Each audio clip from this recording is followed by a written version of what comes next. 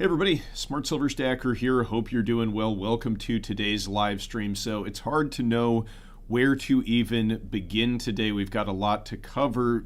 As you can see from the chart here, the silver price is breaking out to a record all-time high today once again. But while that is important, and I do want to examine the charts of the precious metals today, perhaps more important is why they are moving up. And it has to do with what the Fed announced yesterday. So let's go right to this clip of Jerome Powell. Let me just play this for you because this really may be one of the most important things you hear from the Fed in this bull market. This is critically important. So listen, have a listen here. Today, the Federal Open Market Committee decided to lower our policy interest rate by a 1/4 percentage point. As a separate matter, we also decided to initiate purchases of shorter-term Treasury securities solely for the purpose of maintaining an ample supply of reserves over time, thus supporting effective control of our policy rate. Okay, so there it is. The Fed has resumed the purchases of U.S. Treasuries. If you've been following this channel for a while, you are aware that this is something I had forecast for some time now, and it is having the expected result on the price of the precious metals. You'll also notice that Powell did not come out and say we are resuming quantitative easing. In fact, he made it very clear in this statement that this is not QE, right? They're just doing this to maintain liquidity, to ensure that their interest rate policy is set. This has nothing to do with monetary policy. Well, it looks like silver doesn't really buy that story because the silver price today is up over $63. It's at $63.42, near nominal record all-time highs. Now, I'm telling you that even with silver at this nominal record all-time high, I still think it's cheap because what is coming is, I see Joe Potter putting helicopters in the chat. That's exactly right. This is the beginning of the helicopter money. Now, to put this into context for you, Powell has resumed the purchases of treasuries. He says they're not doing QE again. Back in 2019, this is a headline from Bloomberg from 2019, Powell sees Fed resuming balance sheet growth, but it's not QE. This is October 8th, 2019. Federal Reserve Chairman Jerome Powell said the central bank will resume purchases of Treasury securities in an effort to avoid a repeat of recent turmoil in money markets, while hinting at the possibility of another interest rate cut. So this is from the 2019 October FOMC meeting. The Fed chief suggested that the purchases would be made up of Treasury bills and stressed that the buying should not be seen as a return of the crisis-era quantitative easing programs that the Fed engaged in a decade ago to boost the economy.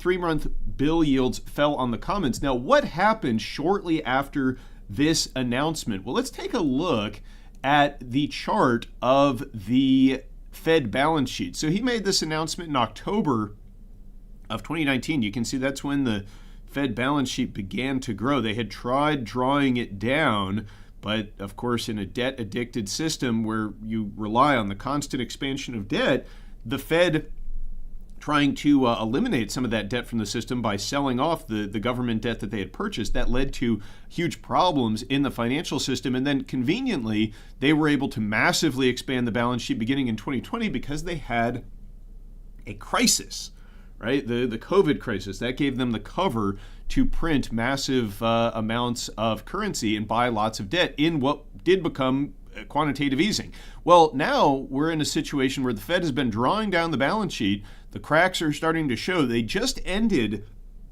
QT, the quantitative tightening, in the beginning of this month, December, as they had told us they would be doing at the previous FOMC. Well, now at this FOMC, they have begun purchases again. Of course, it's not QE. That's what Bell tells you. This is not monetary policy, but how much do you want to bet that we're going to see a resumption of genuine QE here very soon? I mean, this is QE, right? There's no difference really between the Fed purchasing treasuries to ensure liquidity and purchasing large quantities of treasuries in QE, it's all about maintaining liquidity in the system. It's a distinction without a difference. It's just that the Fed wants to have its cake and eat it too, right? The Keynesian economists at the Fed, they don't think that expanding the money supply leads to inflation. They think that it's inflation expectations.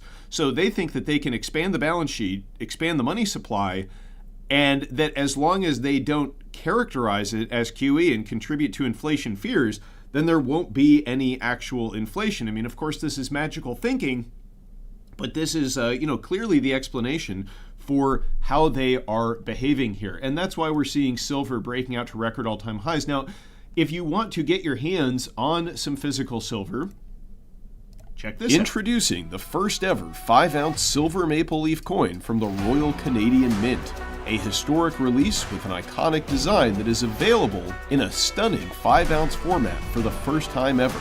Don't miss your chance to own a piece of minting history. Available exclusively at sdbullion.com. Yep, so you can go check out SD Bullion, check those 5-ounce maples out. They're pretty sweet. Let's take a look at the metals here and do a little technical analysis here. So I've got a lot of lines and stuff drawn here, but basically what we had happen, to recap so far this week, is we had silver consolidating in this bull flag. We had a breakout, a brief consolidation there, and then when Powell made this announcement at the FOMC, it sent silver price soaring here on this 4-hour candle. Just in a 4-hour period, you can see silver was up 2.31%, breaking out of this flag, and now it's still near the highs of the day, breaking out. I suspect it's heading much higher. If you look at silver futures today, they're up almost 5%, right? Going to hit 64 very likely today. I suspect that it is highly likely, given this announcement by the Fed yesterday, that we are going to see $70 silver by year end.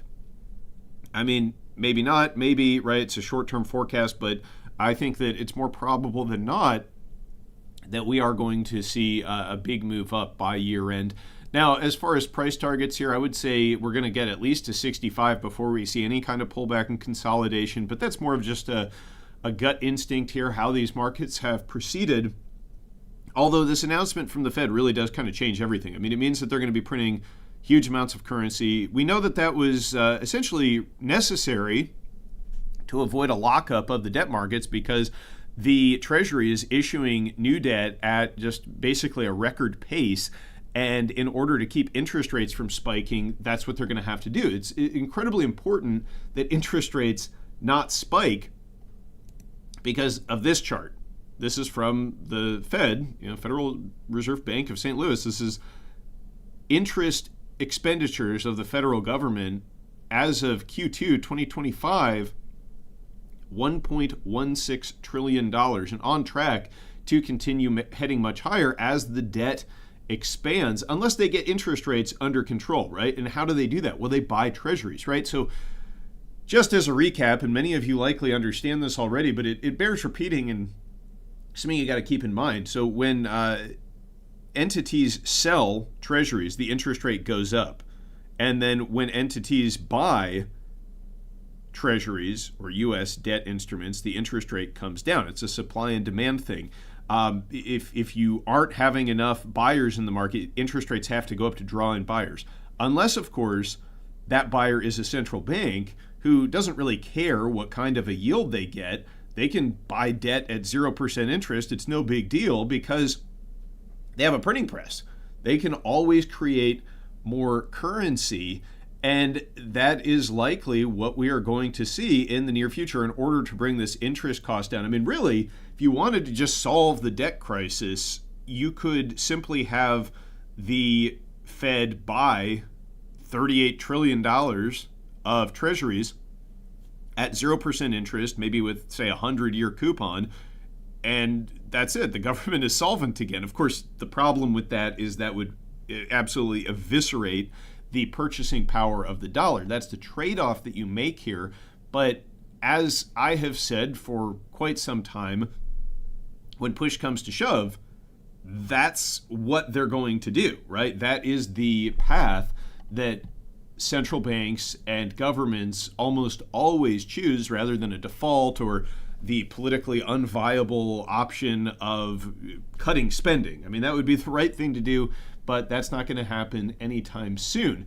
Let's take a look at some other metals charts. So yeah, silver is doing very well. Silver, I mean, you got to keep in mind, silver here over $63. There's no overhead resistance really from previous buyers because we are in uncharted territories. Now, that doesn't mean there won't be volatility, but it does mean that I think this bull run has a lot higher to go ultimately. Now, gold, if you look at gold, gold is having a big day today. I got to extend these lines here a little bit, but gold is up about $31 right now, and you can see that gold, if we zoom out just a smidge here, let's switch to a daily. You can see gold has been going in these series of consolidations and breakouts, and it just broke out at the very end of November of this symmetrical triangle. It has entered into a flag consolidation, which it appears to be breaking out of today. If we get a close above this green line, that's a very bullish indicator for gold. I suspect that we will be hitting record all-time highs in gold in short order, probably above 4,500 by year end. If you want a price target, you can bookmark this and come back. Let's see, platinum. Platinum is in a very similar situation to gold. Platinum appears to be breaking out of this consolidation. So it broke out of this descending triangle, broke out to the upside. Now it's in the symmetrical consolidation following Powell's comments. Platinum back over $1,700. Just yesterday, it had taken a big hit, tested the bottom edge of this triangle. And for those who doubt the value of technical analysis, I think this shows you that these lines actually do mean something, right? Now, that doesn't mean that 100% what is coming next, but there is an aspect of probabilities where you can maybe get a little bit of an edge on what is happening here. And this, again, if we get a close near the highs of the day, or if we continue to see increases, this is an incredibly bullish portent for platinum. Platinum, just like silver, even with the increase, it's still very, very cheap. I believe that's my take on things, not financial advice, just letting you know how I interpret this chart. Remember, in 2008, platinum was up over $2,000, right? There's been a lot of fiat currency created since that time. So we could see this go much higher. Palladium, look at that. Also breaking out, kind of broke out 2 days ago on Tuesday, fell back in within the consolidation. Now we're getting maybe the real breakout here, now that the Fed has announced that they're going to return to QE.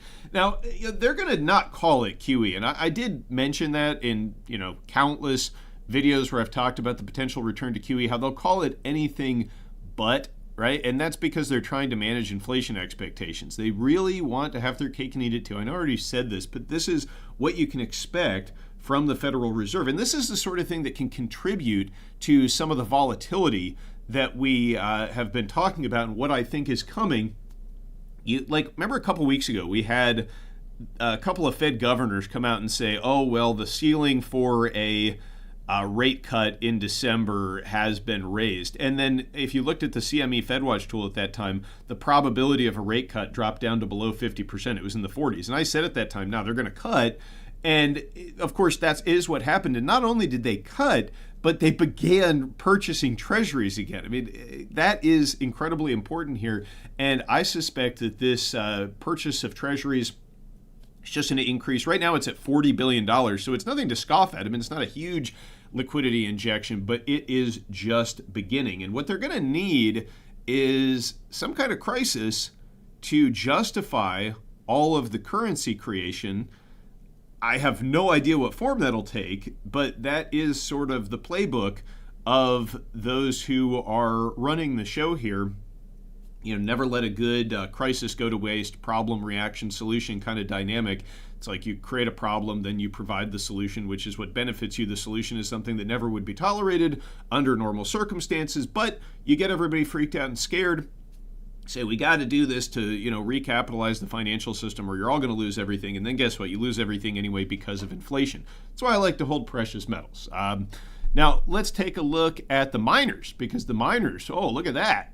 That's the SILJ junior silver miner ETF looks like it's breaking out, new record all-time highs.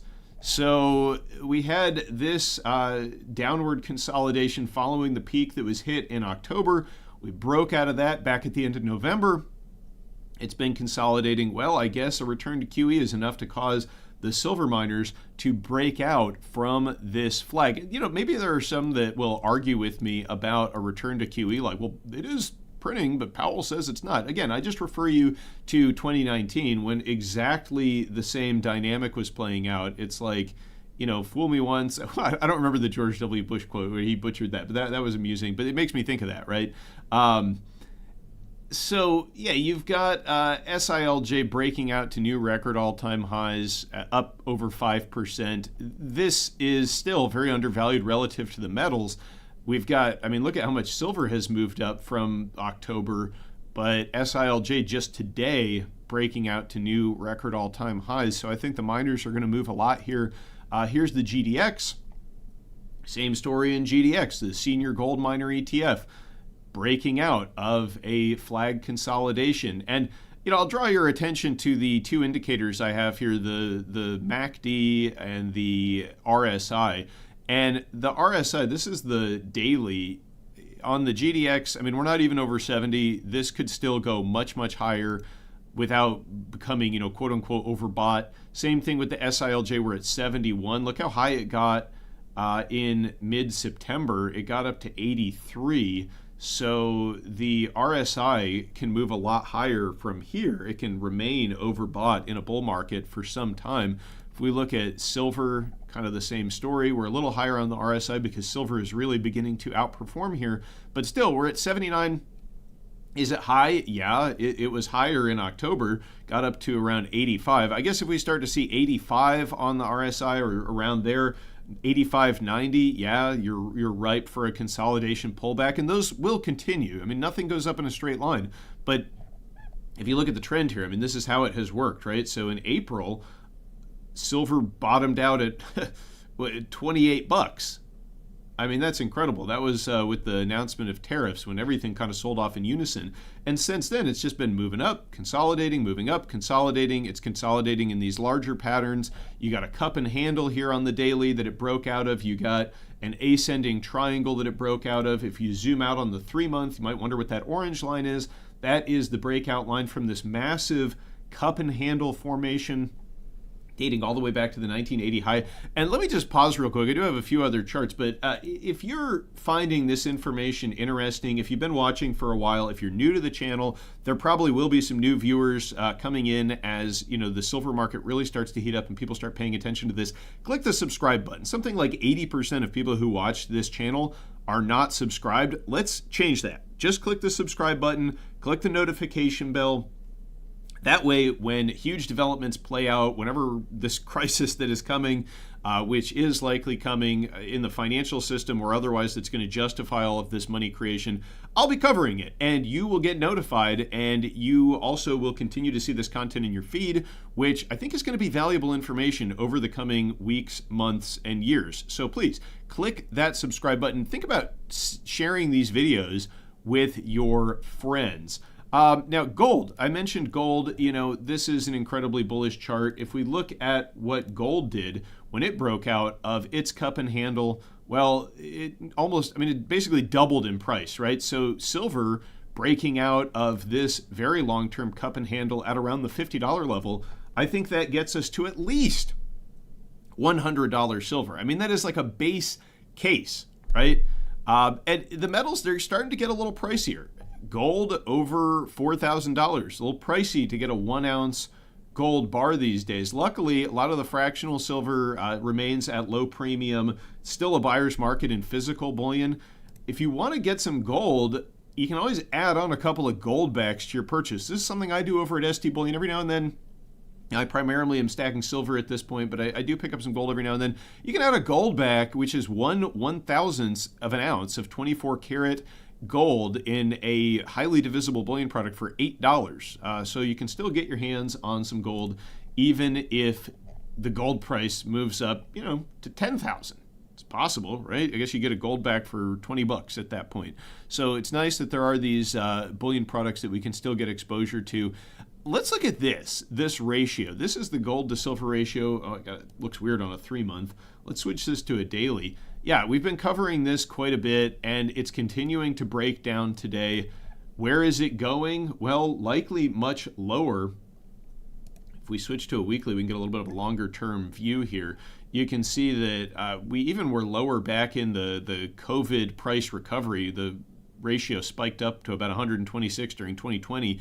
And then as silver recovered, it got as low as the low 60s. You got to go back to 2021 to find a time when the gold to silver ratio was as low as it is now. And remember, this ratio drops as silver outperforms gold. So if the silver price is going up and gold price is going up, but silver's going up faster like it is today, gold up 1.1%, silver up 3.4%, you're going to see this come down. And from a technical standpoint, I mean, I've kind of drawn out what's going on here. It's plummeting. It's fallen through key support.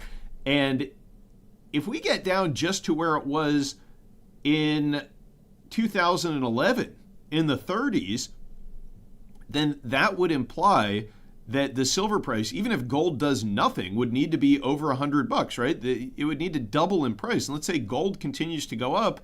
What if gold's at 5,000, right? I mean, the silver price, if we get a gold to silver ratio of mid 30s, it's going to need to be much higher. And from a technical standpoint, this chart looks as though this number is going much lower. I mean, look at this candle today. It's down 7%, the gold to silver ratio.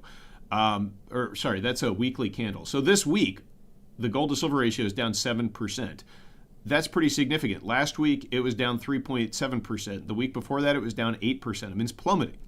And that suggests that the silver price is heading much higher. I mean, I guess you could have the gold price correct or something like that, and that could send this higher. But what are the odds? What's more likely, right? What's more probable? What's more probable is that the silver price continues to go up and that we see this dropping. This is a chart we've been looking at. This is a chart that I think really bears quite a bit of examination. This is the ratio of the currency supply, the M2 money supply, to the silver price, which you can see has broken through key support and continues to plummet. If we got what we had in 1980, you would need like $700 silver. And that's with the current money supply. Bear in mind what Powell just announced, right? What did Powell announce? What did he say? Decided to initiate purchases of shorter-term treasury securities solely for the purpose of maintaining an ample supply of reserves over time. Yeah, they're going to be printing a lot more currency. So not only is this ratio breaking down, but the money supply is going to begin expanding significantly right now. So for this to continue dropping, which this chart suggests it will, as the money supply expands, you're going to need to see the silver price going up even faster than the money supply. So, the Fed is resuming QE. They're resuming money printing. The charts for the metals, I mean, they couldn't be more bullish. It's hard to imagine a more bullish setup than this. Breaking out of a giant cup and handle on gold, a multi-decade cup and handle, which has already sent it soaring. Same story in silver, except, gold's cup and handle, which made the price double so far, probably going to go a lot higher, was over the period of about 15 years, right? From 2011, maybe 14 years. So you think about that. You think about this cup and handle on silver, which is very similar, which silver just is breaking out of now. It's just getting started, which goes back to 1980. So 4.5 decades. If the size of the consolidation and the chart has any correlation to the performance of the asset breaking out in terms of the magnitude of the breakout, then you would expect this chart breakout to be significantly more potent, more powerful than what we saw in gold. And I mean, you can see what that was like, right? Just this straight move up. I mean, look at the monthly chart of gold. It's just up, up, up, up, up, up, up. If that's what we start to see in silver, how high is the price going to have to get, right? If you look at it on a log chart, I mean, you're talking maybe 4-digit silver. That sounds maybe excessive. Maybe I'm getting ahead of myself here, but you do have to remember that any fiat dollar price for any asset is within the realm of possibilities because the value of the dollar is potentially zero. There's no floor for a fiat currency, right? So when you're talking about nominal prices denominated in a fiat currency, the sky's the limit. Look at Weimar Germany and their hyperinflation. And I'm not saying that's going to happen to the US dollar. I will say, though, that maybe 10 years ago, I would have said, that's not going to happen. The dollar is a world reserve currency. That's not even like in the realm of possibilities. I think it is now. Maybe it's not even likely, but the fact that a hyperinflation is even, a probability, a possibility, is major. Here's the DXY. This is the monthly chart. Let's switch this to a daily chart of the DXY. So talking about the value of the dollar, look at this. On the daily, we've had this rejection from the 100 level, which, these round numbers are psychologically important. So we can get rid of this line. You can see that the $100 level has been rejected on the DXY. So the DXY is the US dollar index. It's a measure of the dollar's value relative to a basket of foreign currencies. It's been rejected from this level 3 times here after falling below it back in May. Well, actually, it fell below it in April. And so this is kind of an ominous chart pattern anyway, a double top. And this news of the resumption of QE, if you look at what happened to the DXY yesterday and today, not very positive. We're going to start printing money again and monetizing debt. Powell, of course, didn't say that. Imagine if Powell had said that. Imagine if Powell just came out and said, look, we're $38 trillion in debt. The cost to service the debt is unmanageable, so we're just going to have to return to QE. I mean, the interest rates would soar. The value of the dollar would collapse. Interest rates would soar because of the massive inflation expectations that would bring. So if Powell was, being honest and he just said, yeah, this is QE, we're getting started again, we have to, or the wheels are going to fall off, imagine what would happen. It's just kind of an interesting thought experiment. But instead, he did this kind of damage control, like, yeah, we're doing it, but we're just doing it to control interest rates and to manage liquidity, which is, of course, why they do QE in the first place. So it's like, we're doing QE, but it's not QE because we're doing it for the purposes of QE, is what Powell's telling us here. Look at what happened to the dollar. Down 0.61% yesterday, down 0.45%. That's a pretty significant move for the US dollar index. It's not like a super volatile index. It tends to be somewhat stable because, again, it is the world reserve currency, etc. So it takes something significant to get this kind of decline. But the technical picture for the dollar here is not looking good, and I would not be surprised if we continue to see the U.S. dollar index falling from here as a result of what Powell just announced. And of course, that's going to be very bullish for the metals. Look at this. As we're speaking, as the live stream is continuing, silver continues taking out record all-time highs. Looks like it's going to take out $64 today. Right now, the all-time high is $63.95, which we must have touched just moments ago. But again, subscribe to the channel. This is an exciting time for the precious metals. A lot is going on. Things are just going to accelerate from here. And if you are a long-time viewer, I mean, you know that this has been in the cards all along. And what's coming next, it's not going to be good for the dollar. So you want to get into hard assets. It's not financial advice. Don't do anything financially based on what you see here. This is just for educational purposes, consultative, professional, all that, etc. But from my perspective, it's a good time to get into hard assets, get out of paper. Let me know what you think in the comments down below. Thanks for watching, everybody. Stay safe and happy stacking. Smart Silver Stacker out.